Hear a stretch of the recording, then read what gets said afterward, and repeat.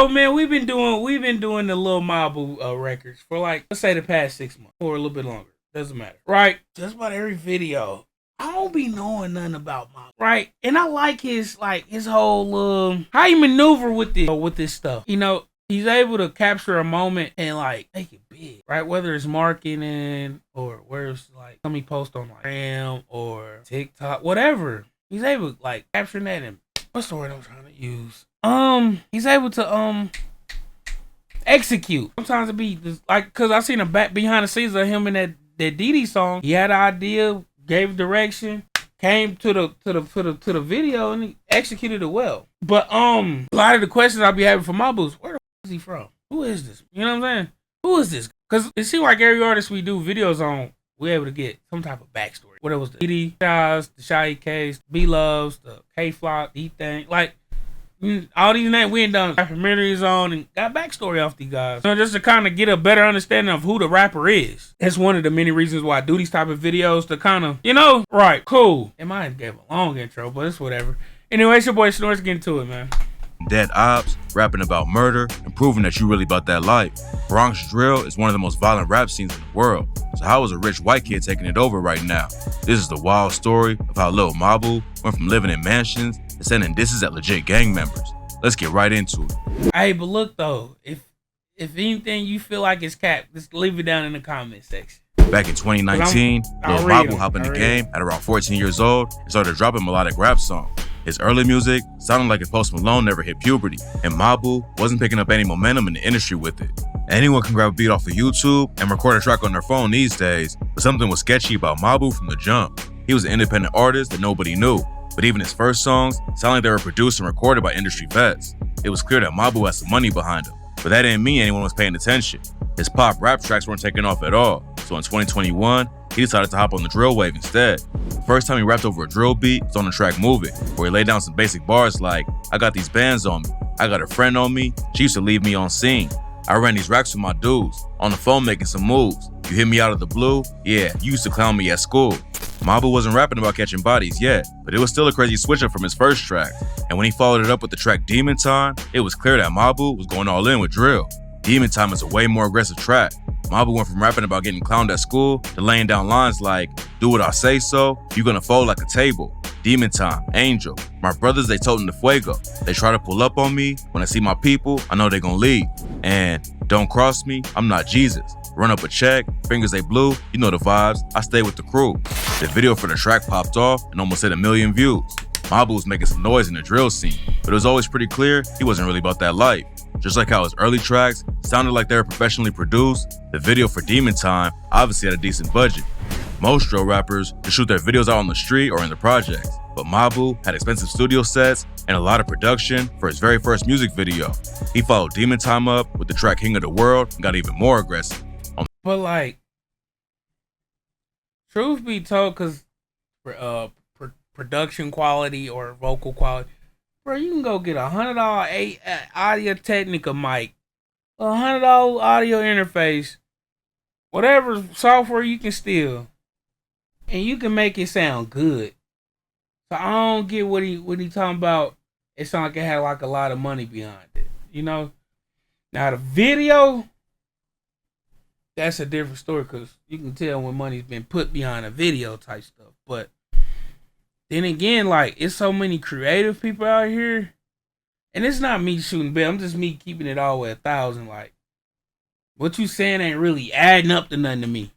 You know what I'm saying? But anyway, back to the video. It's so many creative people out here, like, but it's some people that get a lot of stuff done with nothing, you know. Especially them, like the real creative motherfuckers. They'll know how to make this whole little water bottle look full. Like, I ain't got there yet, but they can do it. You feel me? But yeah. On the track, he said, put a blue face on a plain Jane, but I ain't no crip. Peep the fit. You want the smoke? Then pull up on the fifth. Tinted the windows, they blacked out. Said I was broke, so I'm whipping the racks out. Little boy tried to fight, but he tapped out. Hang with the drillers, that's spinning it back round. Lil Mabu was racking up hundreds of thousands of views on YouTube, but it didn't take long before someone called him out.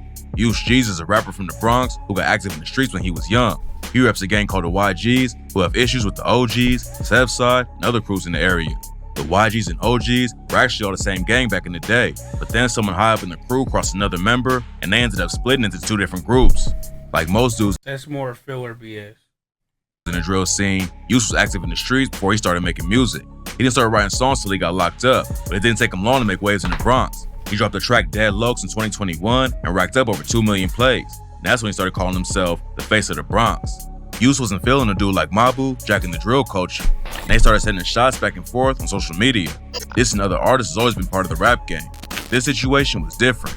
Dudes in the Bronx drill scene aren't just rapping about stories they made up in their heads. They come from a place where saying the wrong thing to the wrong person can get you killed. And it seems like Mabu don't realize that some people are really about that life, and it's not just an image they put on in music videos. Mabu took the beef to another level when he linked up with Yus G's op, Sha EK, for a diss track called Everyone K. Sha's a Bronx rapper who reps the OGs, which automatically makes him op for Yus. But even though they rep rival crews, they didn't have any personal beef until Yus started calling himself the face of the Bronx. Sha sent a shot with the track Face of the What and said, Yus G's, you the face of the Bronx? Like how? Words to my mother, you shot. We dropped a vid on the same day. We can see that I'm lit, and you not. Yus and Sha been going back and forth ever since. So Mabu linked up with Sha to send more shots at Yus. On the track Everyone K, Mabu said, I don't mess with nobody, it's Everyone K. If you're looking for me, come and play. Say Mabu's a cop, but y'all talk to the Jakes. He a rat, got out the same day. You got knocked for a body, but they dropped the case. You a snitch, it's a shame. We smoking on B, and that's straight to the face. I said beat it, kicked him out the state. He also called Yus out by name and clowned him for getting his social security number leaked online with the bar, Yus G's, where you stay? Let me send you a new pair of shades. Thanks for the SSN, I'm getting paid. Open 3 SBAs in your name. Yus was also exposed for allegedly rocking fake designers, so Mabu called him out and said, Yus G's got the craziest fits. He be rocking one-on-one designer, so I got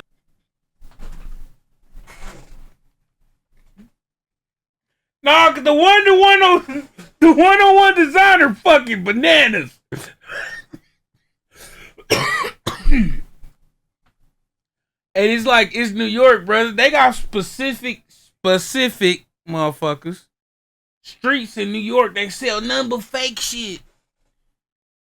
So like that shit's very accessible. That's crazy. Gotta admit, I got no drip. He flyer. Yus G's got the craziest fits. Heard he shipping them straight out of China. Yus clapped back with the song In My Mood and said, Lil Mabu I know where you from. I just bought a new chop. Put the beam on a drum. You a kid. When I see you. See, rappers say anything. What beam are you putting on a drum? Like, no beam goes on a drum. Like, they just say anything. And y'all be eating it up. No, I swear to God, don't give a damn what y'all about to Google, pull up.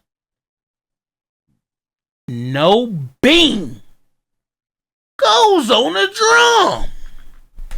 You done. Duck 5 got kicked, trying to get him and run. Beefing with Yus just put more eyes on Mabu though. And last summer, he started running up crazy numbers with tracks like No Snitching with Dusty Locane. The video hit over 7 million views on YouTube, and the track ran up over 50 million plays on Spotify. Mabu dropped his debut album called Double M's, but what's wild is who he got features from. He had Sha EK, Dougie B, and D-Thang all on the project, and they all have complicated street ties in real life. Sha used to be cool with Dougie B and K-Flock back in the day, but they had a falling out over something and don't work together. D-Thang's apparently K-Flock's cousin, but he reps the YGs, and his enemies with Flock and Sha EK too. He sent a shot at Sha on the track Talk Facts and said, Jiggy Man dumbass got hit. That's word on my mother, they never do shit. But Sha actually dissed D-Thang's dead friend Delilah first. On the track D&D, he said, there's a whole lot of ops I could smoke, but I'd rather just smoke on Delilah. Delilah Vasquez was a friend of D-Thang who was tragically shot in the head in 2021, and Sha sent a savage diss at D-Thang over her death. Mabu proved that he didn't know anything about the scene he's trying to hop into by putting all of these dudes on the same project, but apparently they all cool with it because he's getting them clout and views. I mean, so they all had to clear everything, either them or the label, so somebody's okay with it. Is a collab with Diddy Osama called Throw. Diddy Osama started blowing up last year after his 15-year-old brother Nadi was stabbed to death in the subway. Nadi was a drill rapper too and had tracks popping off, but he was tragically taken by the streets before he could leave him behind. After Nadi died, crew called 4-1 dropped the track Nadi Bop, which went viral on social media. A lot of this stuff was filler. I ain't gonna lie to y'all. I'm kind of disappointed in Hip Hop Daily with this. Just off the According to the report, his real name is Matthew Peter DeLuca, and he lives in a mansion on the Upper East Side and exposed Lil Mabu for who he really is. Guns and catching bodies, he using real people who dealt with real tragedies for clout. And the New York Post just exposed Lil Mabu for who he really is.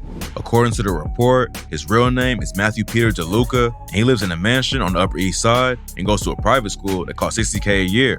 Plus, his family owns another mansion in the Hamptons. When he was at a middle school that cost over $50K a year, Mabu was such a good student that he earned the headmaster's prize for strength of character. Mabu's trying to jack the drill culture of artists who really had to survive the streets while he goes to the same school JFK did. It's not clear if his career will burn out now that the truth is out there. But Shy EK told the Post he don't have street cred, but they just respect it because they know he has music talent. A lot of rap fans don't think drill should be promoted at all because of all the violence going down behind the music. Others say it gets people away out of the streets and the violence will be happening anyway. Slim Jesus was another white kid who blew up making drill music, but his career fell completely off after he admitted that everything in his music was cap. It's not clear if the same thing will happen to Lil Mabu, but we know he won't have to worry about going hungry if his music career doesn't work out. Okay. Actually, another video I did, but back to this Lil Mabu. Drill rap is all. If there's a better one of these out there, please put me in the right direction. Because, like, I feel like Buddy put a lot of fluff in there, like, just to kind of stretch it out a little longer. And it's like the best shit was at the end. If it was true. And it's like I still don't know much about Bucko. He goes to Manhattan Prep. He's 17. Shy EK said the nigga ain't got no street cred. I could have told you that. Yeah. I'm 1,000 miles away. Could have told you that same sentence. Right. But anyway, though. I don't know, buddy. It's fucking industry print, bro. I don't believe so. I just think he know how to maneuver his shit. He might got some funds behind him. I mean, if he's still independent, that one song with 50 million plays on Spotify, he's raking in on it. That's easy. He probably did make that 300 grand he was talking about in that one song. So, you know, that's funding the other videos and other shit. So, I don't know, man. But let me know y'all opinions down in the comment section down below. Y'all thoughts on the whole Lil Mabu situation. I mean, every time he drop, he kind of go viral. So, as long as this motherfucker's still going viral, it is what it is type shit. He's building his following. He building his whole what's the word? I can't fucking think of it right now. It's 6 a.m. in the morning. It's your boy Snore. I'm gone, man.